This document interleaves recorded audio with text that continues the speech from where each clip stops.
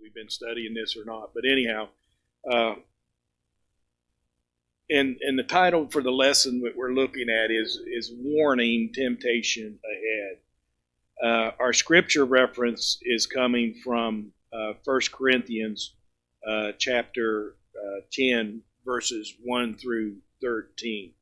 And we started, like I said, I don't know, 2-3 weeks ago about it on this study. And we began by talking about misstatements about history and just some of them that I read, and I'm just quickly here. One of them was that Moses went out to Mount Sinai to get the Ten Commandments. He died before he ever reached Canada. That's definitely a misstatement there.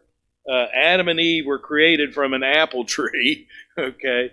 One of their children, Cain, asked, "Am I my brother's son?" So we talked about that. We went through several of them, and then we got into asking the question, "Do you like history?" And I shared with you about, I don't like history because of the dates, having to memorize the dates, but I like history from the point of view that it teaches us something. It teaches us how we get where we're at. One of the things in Barb asking for the manual, and it does have the history of the Church of the Nazarene. One of the things I really liked early on in the beginning of my relationship with the Church of the Nazarene was learning about our history, because history really means something. It really does. Knowing why the Church of we watched it, and I think everyone that was here really enjoyed the movie with Phineas F. Brzee and understanding the history during that period of time. But it means a lot to know where our roots come from, not only as families, but also as a church, and so forth and so on. And we went through all that stuff, and then we started talking about temptation. And we asked the question, which temptation do you think are hardest for Christians to resist? Temptations that commit big sins, or temptations to commit little sins? And we asked why, and we talked about that a little bit. And I think the majority of us thought the little sins were easier to get caught up in. Not too many of us is going to go out here and commit a big sin just right off the bat. But anyhow, we went through all of that. We asked some of the big temptations and some of the little temptations that come our way, and how they are different. And then we asked the question, what do you think some of the most common temptations Christians face today? And we talked about some of that. We talked about what that might be. Ego, feeling like we're bulletproof, so forth and so on. And then we got into how can we live a Christian life while surrounded by sinfulness in this world. And it really goes back to Barb's testimony. It's very difficult to do that on our own strength, our own power. And that's why we need the fullness of the Holy Spirit. We need the power of the Holy Spirit. Acts 1:8, you shall receive power when the Holy Spirit comes upon you. And and not only to face temptation, but it goes on to say, and you will be my witnesses. I heard her in her prayer, and I really enjoyed her saying, Lord, give us the encouragement, or the take away the fear of handing out these cards. And so how's that take place? Well, it's the Holy Spirit giving us the power to do it. And we look forward to doing those things through Him. And then we asked about the characteristics that could make a person susceptible to temptation. And thinking we're above temptation is probably the biggest one. None of us are above temptation. Thinking we can never sin. None of us are above that. We only live that kind of a life because of a complete, total surrender to God daily. And so we've got to be careful in those areas. We're not bulletproof. We're not bulletproof. And then we ask, why do you think this is so? And one of the things I talked about during that period is that perhaps Satan works harder on those who think they have made it, yet they can learn to depend on God more. You know, if I think I can make it, he's going to attack. And I think I told Barb that Sunday night after she finished praying. I said, "Now, Barb, be careful, because the old enemy is going to come after you. So be ready." And we've got to be ready. And we've got to be ready. And so, in the same way that we can learn from the experiences of history, we can also learn from the experiences of persons we know, one another. We can also benefit from looking at what happened, as I said, history, and looking at the ancient Hebrews and the Corinthians in our study. And that's where we're going to pick up tonight, trying to learn from the experiences of one another, but also from what history has taught us, especially when it comes to the people of God. And so we're going to start there this evening. If somebody would, let's turn to 1 Corinthians chapter 10, and let's somebody read verses 1 through 5 for us this evening. Don't pay attention to one. Just read from your Bible if you have it this evening.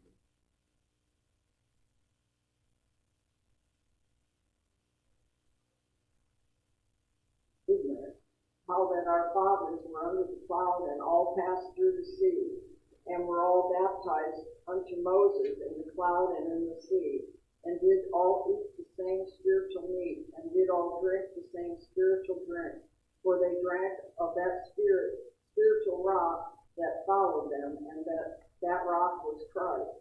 But with many of them God was not well pleased, for they were overthrown in the wilderness. Okay, thank you, Barb. Appreciate that. So, I want us to do is a comparison between the ancient Hebrews and the Corinthians characteristics that Paul shares with us in these verses. Okay, and so Paul writes, "For I do not want you to be ignorant of the fact, brothers and sisters, that our ancestors were all under the cloud, and that they all passed through the sea." What's Paul talking about there? They all passed through the sea. Yeah, when the Red Sea parted, right? And he's telling the Corinthians that he doesn't want them to be ignorant. He wants them to know that they were all under one cloud. What was that cloud? It was the protection of God, right?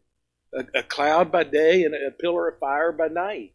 And they were under God's protection, and they all passed through the Red Sea. Why were they here in the desert to begin with?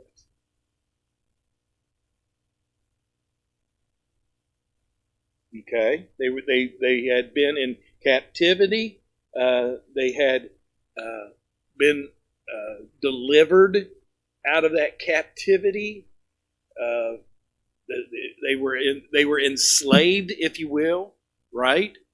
They were in bondage to the Egyptians, and they are now leaving that life behind, that life of slavery, that life of being in bondage. Moses has come, and the plagues have happened, and Pharaoh gave in, changed his mind as they were getting away. That's why the pillar of fire and the cloud followed them, and they come to the Red Sea, and he wants the Corinthians to know that they're leaving the life of bondage. They're leaving the life that had them chained down.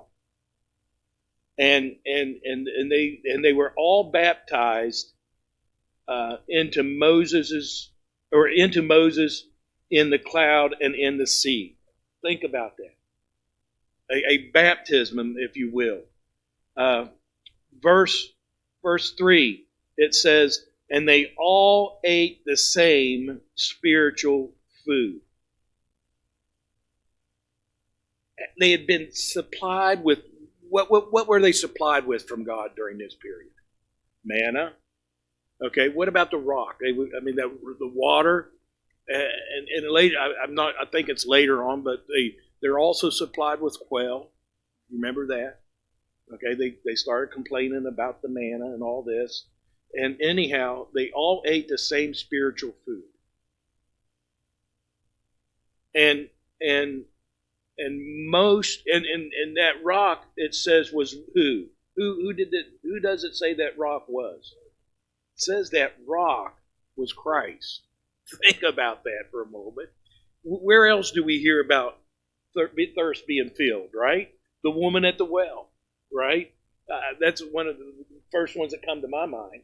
He said, "Give me something to drink," and then he tells her, "I'll give you something you'll never quench for thirst again."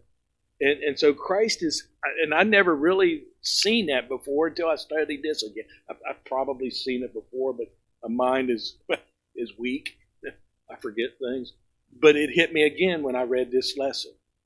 That rock was Christ. And of course we hear that quite often in the Bible, but relating to that rock in the wilderness, and Paul saying that was Christ. Nevertheless, he says in verse 5, God was not pleased with most of them. Wow. Listen what's happening. They were baptized in the same sea, in the cloud. They were eating the same spiritual food. They were drinking from the same spiritual rock. Yet God was not pleased with all of them.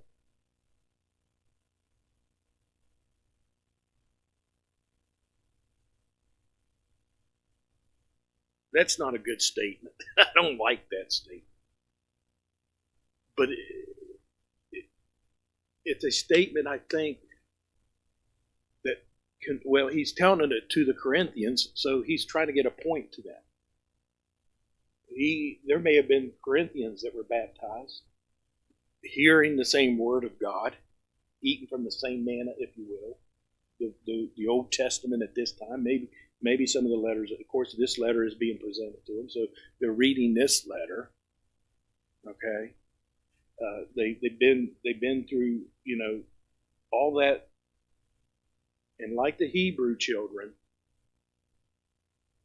I think Paul was trying to say, God's not pleased with all of you, to the Corinthians. Their bodies were scattered in the wilderness. God was not pleased with most of them, and their bodies were scattered in the wilderness. The characteristics that Paul wrote about of the Hebrews and the ancient Greek or ancient Hebrews in the Corinthians. First of all, the Hebrews passed through the Red Sea. The Corinthians had been baptized with water. The Hebrews had left behind a life of slavery. The Corinthians had left behind a life of sin. The Hebrews had been supplied with manna from heaven. The Israelites, or the Corinthians, had partaken of the spiritual food in communion. The Hebrews had been supplied with the water from the rock. The Corinthians had drunk the spiritual drink in communion.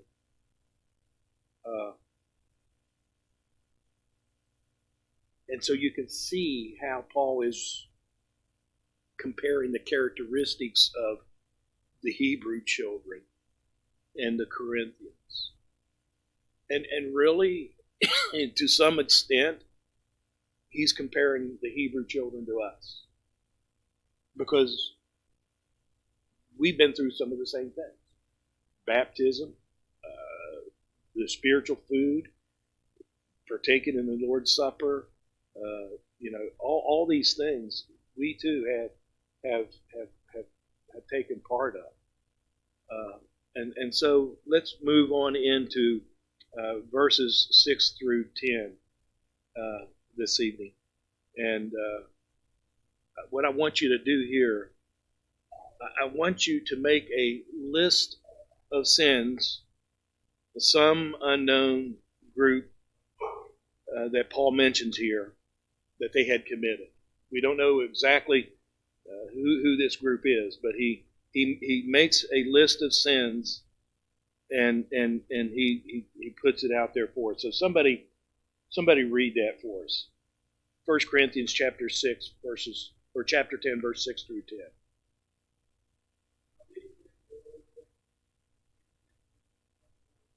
After evil things, they also have loved. Neither be ye idolaters, as were some of them.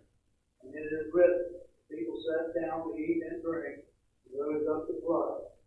Neither let us commit fornication, as some of them committed. Fell in one day 3 to 20,000. Neither let us tempt Christ, as some of them also tempted, and were destroyed of his purpose.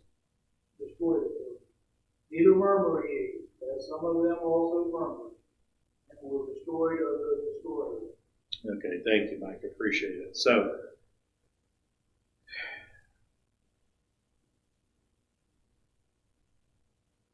a list of the sins, starting off with verse 6.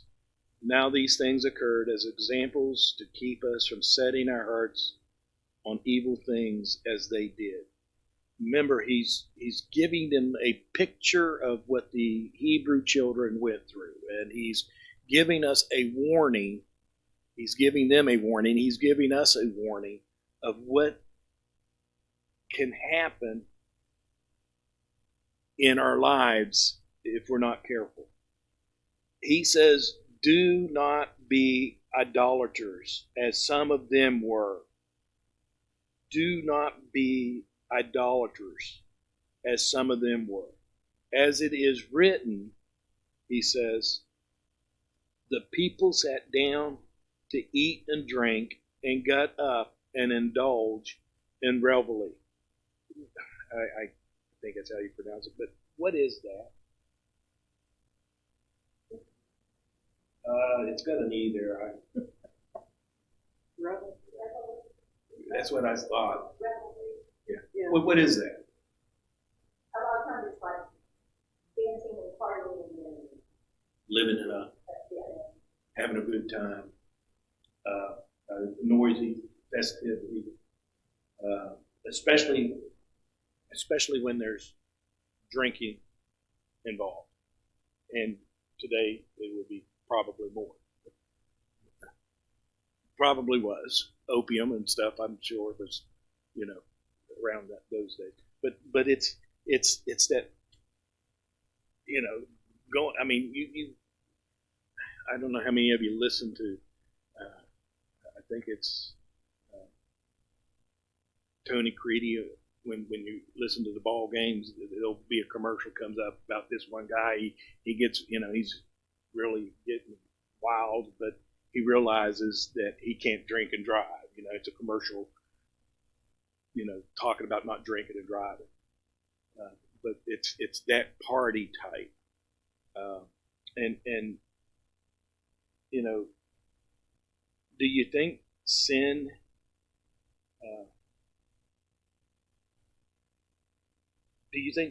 is punished today in the same way as it was then?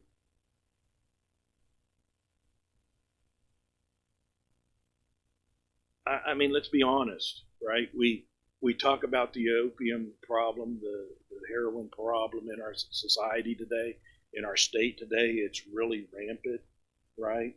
But yet, we don't talk about how dangerous just old alcohol is, right? And we no longer talk about marijuana being something that's potentially harmful and dangerous. I mean, right? I mean, it's legal. It's being used all over. But my friend, going back to, I think it was your prayer request, Barb, about the one individual. We seen a lot of that. Hyper religious people that were hyper religious. It has nothing to do with being fed religious things. It has nothing to, in my opinion, okay? In my opinion, it has nothing to do with somebody knowing Christ or knowing about God's Word and hearing God's Word. Okay? It's a mental illness that they have where they become delusional. They become unstable in their thoughts. And I've had people, I've heard people claim to be Christ. I've heard people, you would not believe. And for some reason, I don't know why, but when the majority of mental illness patients get into this state of mind, or I should say it this way, the majority of mentally ill people get into this state of mind to some degree. It seems to be hyper-religious. And I just wonder if, why? But the bottom line is that it's not the Bible. It's not what we teach them. And I've seen once patients would be diagnosed correctly and maybe given the right medications, that they come out of that. They come out of that.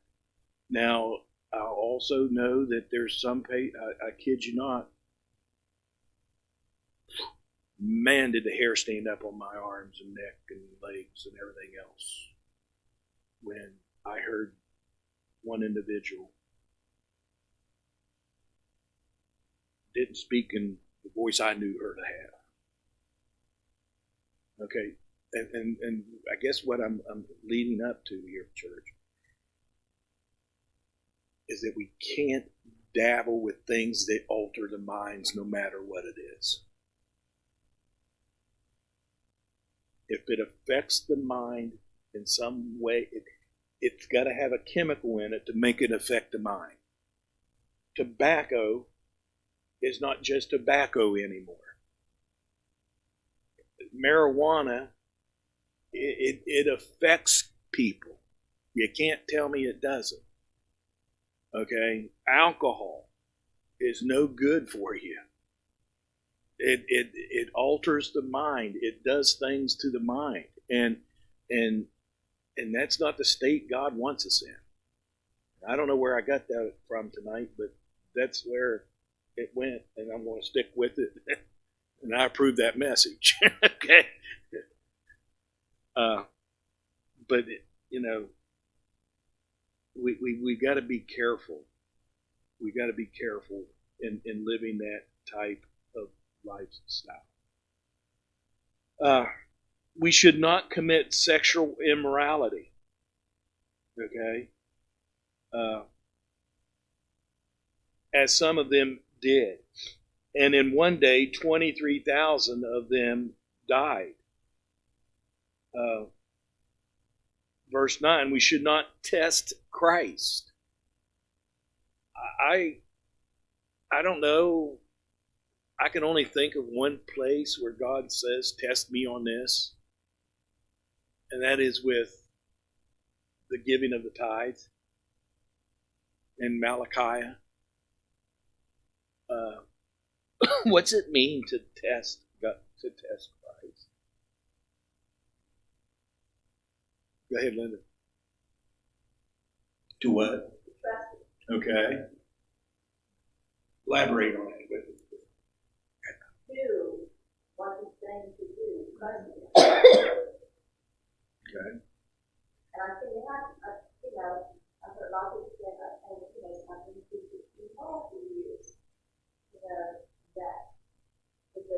tithing, and the trusting God and following Him and keep Christ.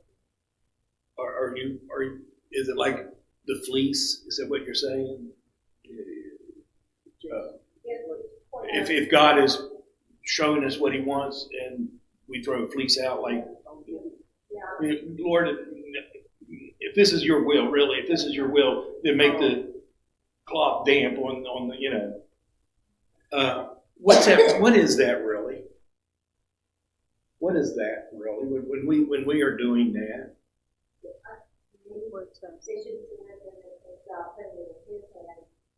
But when we start questioning Him, what is it when we start questioning Him about things we know that He wants us to do, but yet we want to make sure it's Him?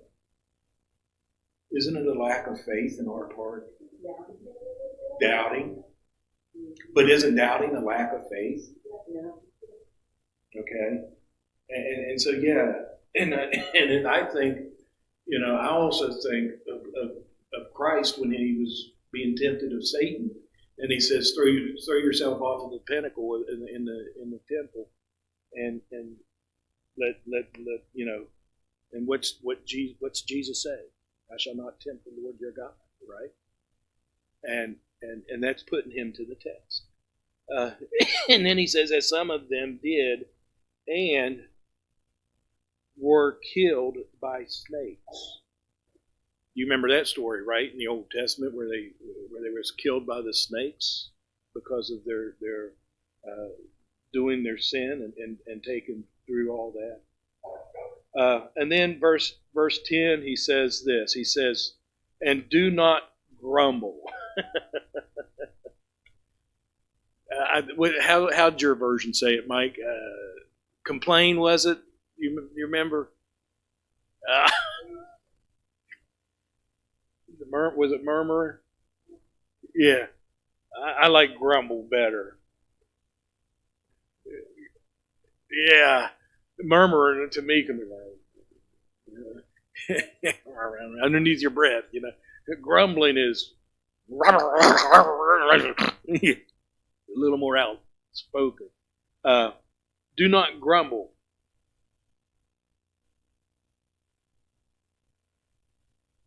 Can you say ouch and amen? Come on. Ouch. Yeah, and amen. Not either or. Because I think we all have a tendency to grumble every now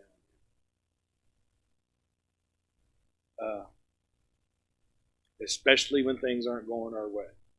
As some of them did, and were killed by the destroying angel. So, going back to what I asked earlier, which I got out of order here, but I'll get back in order. Do you think sin is punished in the same way today?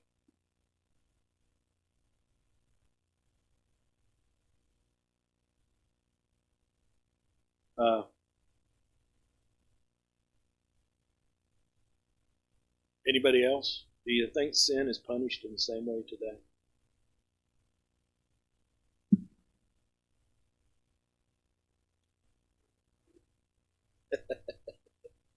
No, we haven't, have we?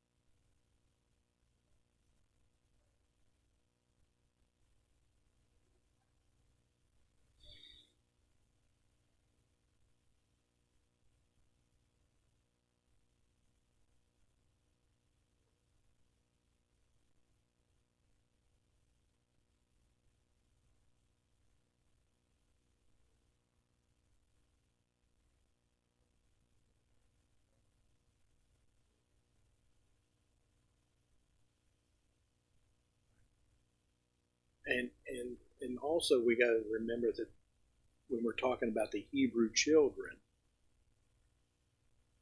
God was making history, right? He was using them as a history book. He was writing the story, and he had to show that there was consequences for them not follow. I mean, that's how just sitting here and listening to what you said, Linda. And today we know that not all bad things that happen, even death, is caused by maybe a particular sin, but it is caused by sin. Sin brought death. And also, what you said, Linda, it's very true that my sin doesn't only affect me. It can affect others. And that's why it's so to learn from our past and what other people went through and what they had to deal with. And sometimes if bad things are happening to us, we need to see if God's trying to get us back in line for some reason. Because it could be because I've been not listening to Him, not following Him like He wants me to. And He's trying to get my attention. I mean, what you said, Barb, not saying that was, but, He was preparing you for that moment Sunday night, and we've got to follow those things in obedience to all of that. Let me read real quick here an illustration. It says, one Christian proclaimed that he would never stay at a restaurant that served alcoholic beverages. As soon as he realized he would get up, or as soon as he realized it, he would get up and promptly leave. Another Christian observed, that's a little hard to do at 30,000 feet in the air. And so sometimes we must be exposed to sinful elements of this world, but we do not have to engage in the activities that promote them. It's hard to go into any restaurant today where there's not some kind of alcoholic beverage being served. Can you give some phrases Satan uses maybe to entice us?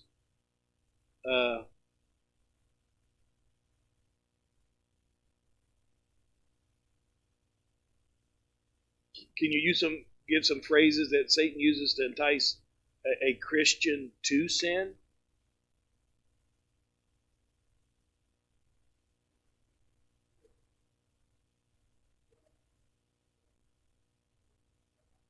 Mm-hmm. Hold on a minute. You hear what he said? Guy talk. Do you ladies understand what guy talk is? Okay, they understand. Go ahead, Mike.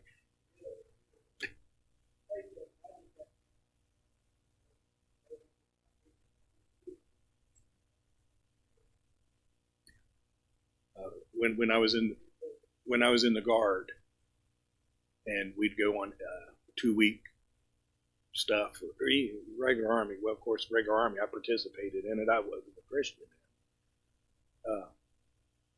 But when I got saved, and especially after I got sanctified, that was hard to get away from. And so you had to come up.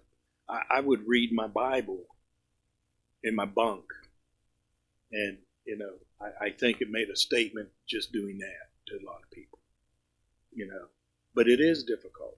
There are things that happen, or maybe no one's look. I mean, one of the hard things is when this was before I became a Christian, but one of the things that can happen in the line of work that I was in before in the cable company, I forget what hurricane it was, but we had to go down to one of our sister cable companies down at Wilmington, North Carolina, and help out on service calls and stuff in that area. But, getting away from our normal crowd, family, friends, and getting out here, we're all alone now. And I mean, think about that as a Christian. That's an area where Satan can, no one's looking. No one's, go ahead and have that drink. Go ahead and watch that video. Go ahead and do this. Go ahead and do that.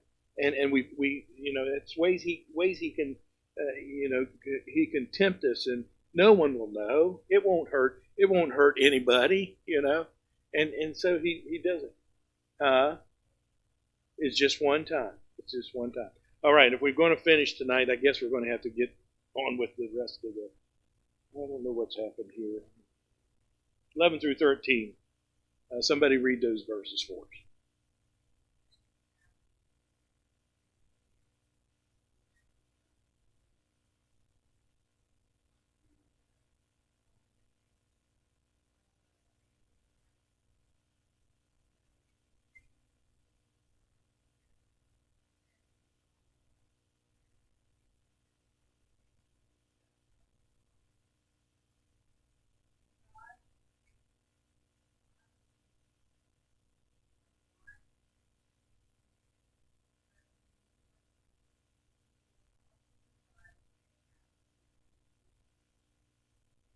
All right, thank you, Chrissy.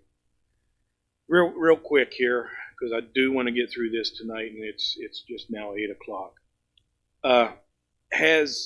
How can we keep from becoming so self-assured that we think temptation will not hurt us or affect us? I got ahead of myself again. What will happen if we? What will happen if we don't pay attention to past experiences? That's the first question. We're going to make the same mistakes over and over. Okay? And God doesn't want that. God wants us to learn from our weaknesses and our faults and all that. How can we keep from becoming self-assured that we think temptation will not affect us? How can we become self-assured? Or so self-assured?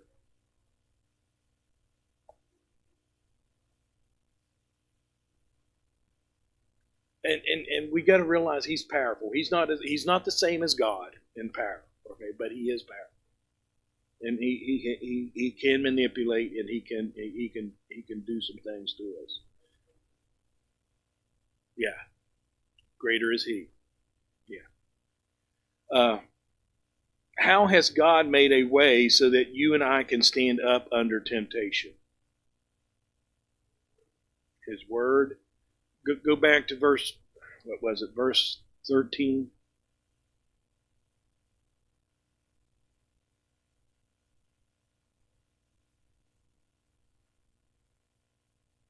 But, conjunction, junction, what's your function, right?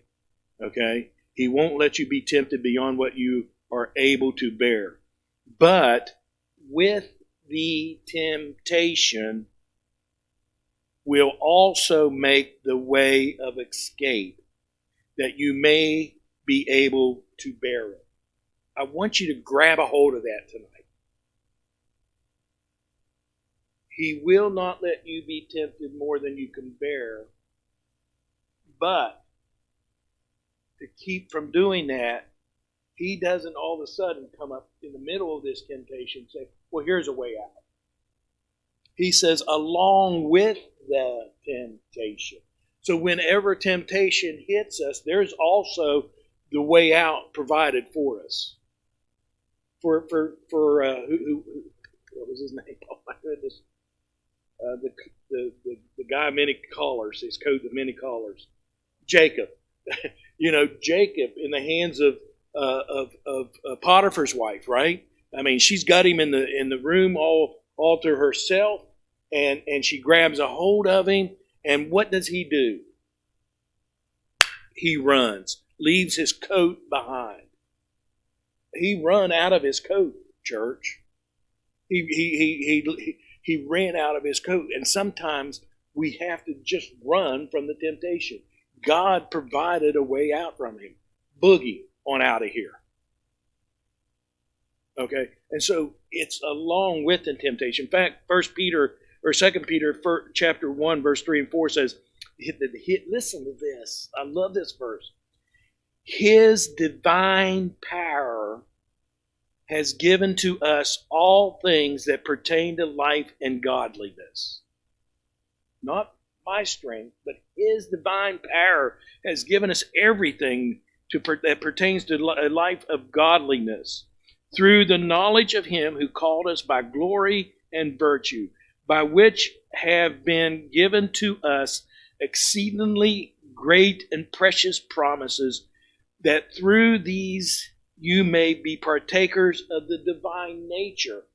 So the divine nature here that is given to us that pertains to life and godliness, the power that God gives us to live a life of godliness, to live that godly life, is also the divine nature that we can be partakers of. What's that mean? It's given to us.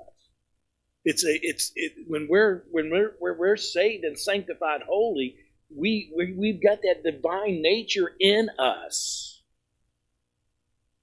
We are partakers of the divine nature, having escaped the corruption that is in the world through lust. Lust is a big problem in a person's life if it's not overtaken and cleansed by the power of the Holy Spirit, the divine nature. Our lust, our desires become different.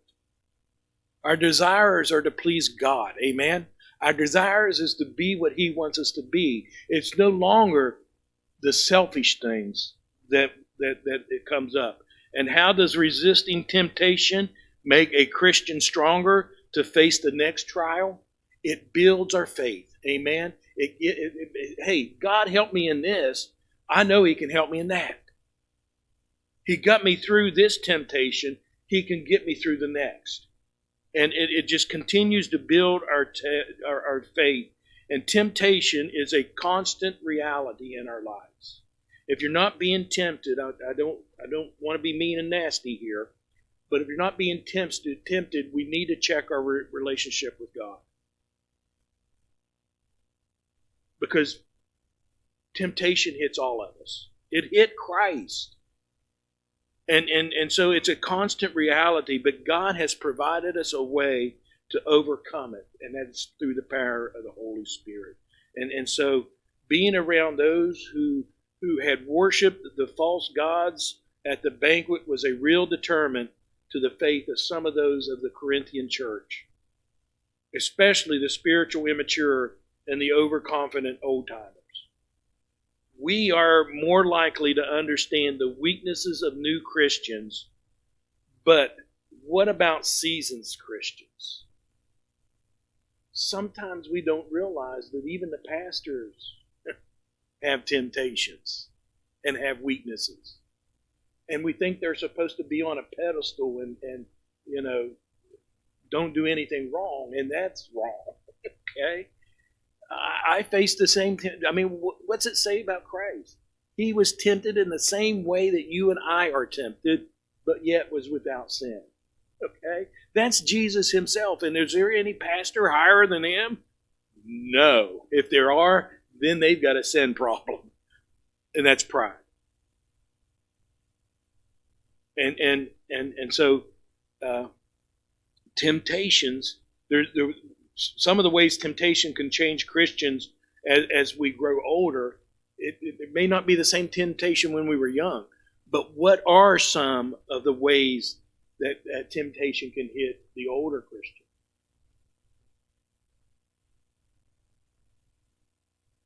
Okay.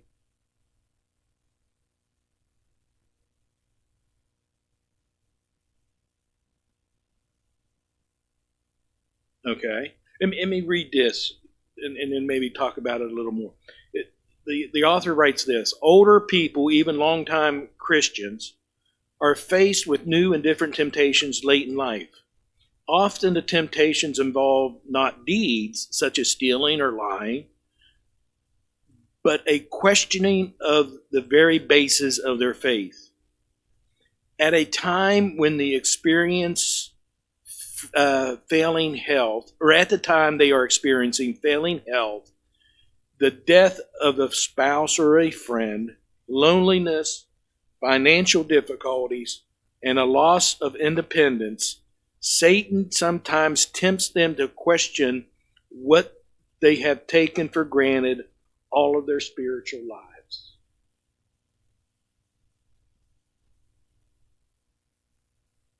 It's still temptation. I think one of the things that can happen as we become older Christians is feeling like we have no place in doing God's work. I think back when Johnny Bryles was filling the pulpit and the message he preached, and he talked about those who were shut-ins and those who were in the nursing home. What kind of temptations do they present? Not feeling like they fit in. I mean, most of them can't go to church. Think about that. Where's the church family?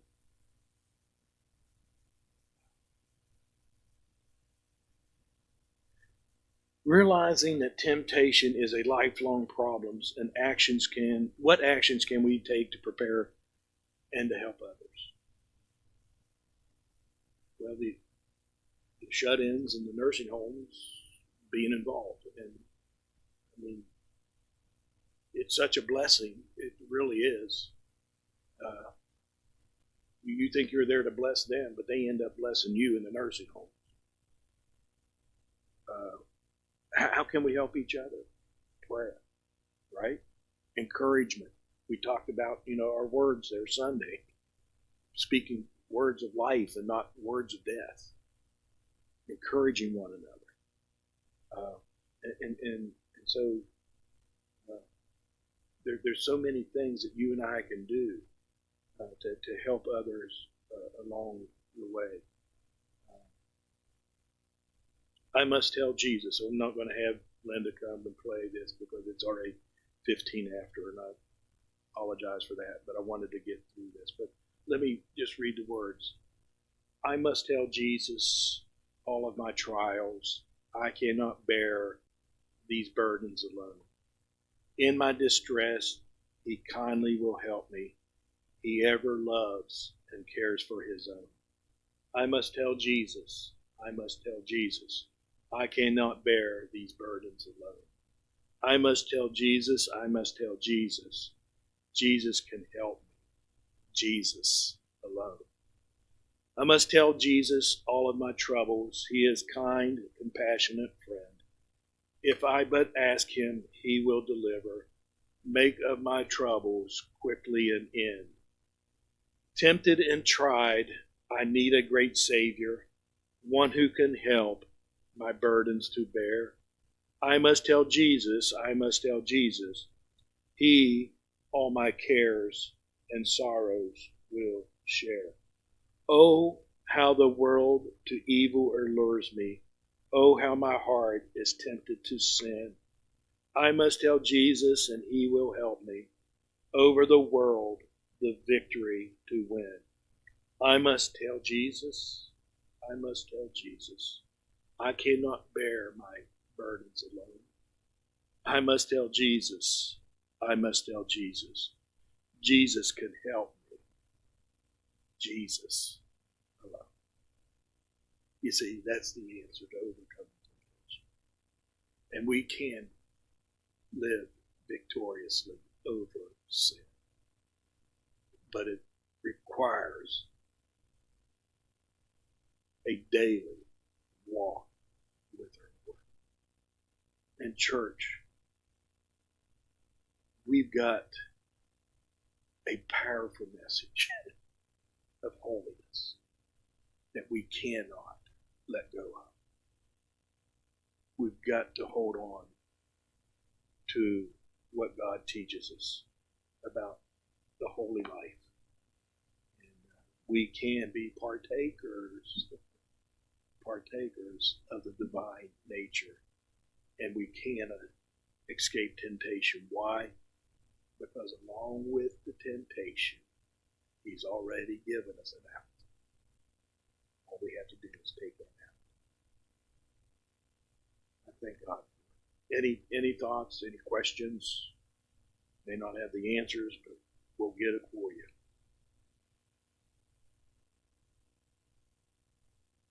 None?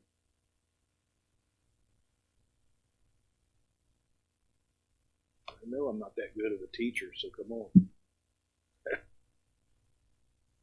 All right. All hearts clear? Father, we thank you tonight for your word and for this study. As we glean from it, Lord, as we look into it, maybe go home and study and read that chapter, even that book a little bit more.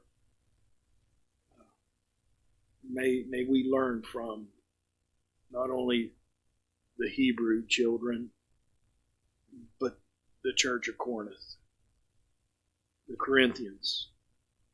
May we understand today that there's those in our life that we can learn from.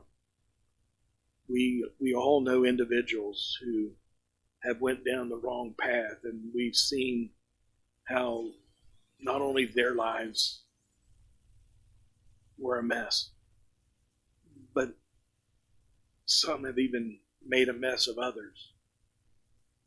Somewhere along the line, we've got to break the chain. Somewhere along the line, we've got to say, enough is enough. This isn't going to go past me and my family.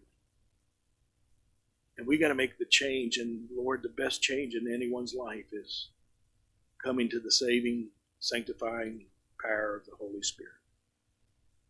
So Lord, help us and guide us tonight to continue on a path that you've called us to. Be with all those that we mentioned in prayer tonight. Be with those that were not able to be here for whatever reasons. May you guide us and direct us. And may we, Father, be faithful to you in the days that come. And may you give us safe travels home and bring us back to the next appointed service. For it's in Christ's name we pray. And amen. God bless you. Shake hands with one another, and you may be dismissed.